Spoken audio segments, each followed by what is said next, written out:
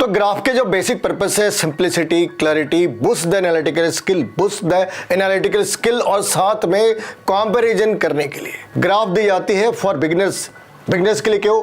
तो तुम उस ग्राफ से आइडिया लगा सकते हैं कि इस चैप्टर में आगे क्या लिखा होगा। और graph is equally important for the revision purpose. क्यों? क्योंकि पूरी टेक्स्ट पढ़ने की जगह तुमने ग्राफ पढ़ ली, तुम्हारा काम हो जाता। ये दोनों ही पॉइंट ऑफ व्यू से इक्वली इंपॉर्टेंट है। For example, this is the graph from D block element. What the conclusion can be made? I can conclude that melting point is maximum in somewhere in the middle.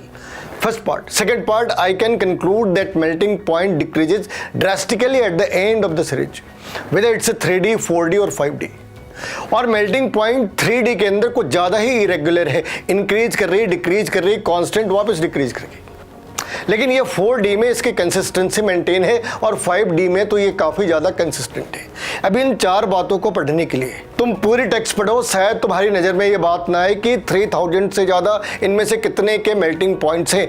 लेकिन graph देखकर ये बात बड़ी आसानी से बताई जा सकती है कि तीन ऐसे एलिमेंट्स हैं जिनकी मेल्टिंग पॉइंट 3000 से ज़्यादा है। TA, W और RE, T8, 73, 74, 75। ये तीन ऐसे एलिमेंट हैं जिनके 3000 से ज़्यादा है। ये भी कंक्लूड कर सकते हैं कि ज़्यादातर ट्रांजिशन एलिमेंट की बॉइलिंग पॉइंट 1500 से 2000 या 2200 के बीच है। 1000 से कम हो ऐसे लोग भी कम हैं। जो 4000 है उसके ऊपर तो एक भी नहीं दिखा रखा।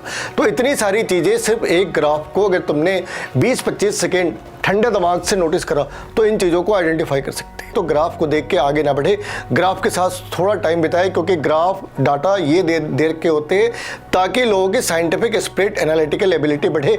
रट्टा मार के कोई एग्जाम पास नहीं कर सकता। और ग्राफ को लेके जो तुम्हारा बिहेवियर पैटर्न है उसे नीचे कमेंट बॉक्स के अंदर तुम्हें लिखना है। आइडिया तो लगे कि तुम ग्राफ के साथ आखिर करते क्या थे।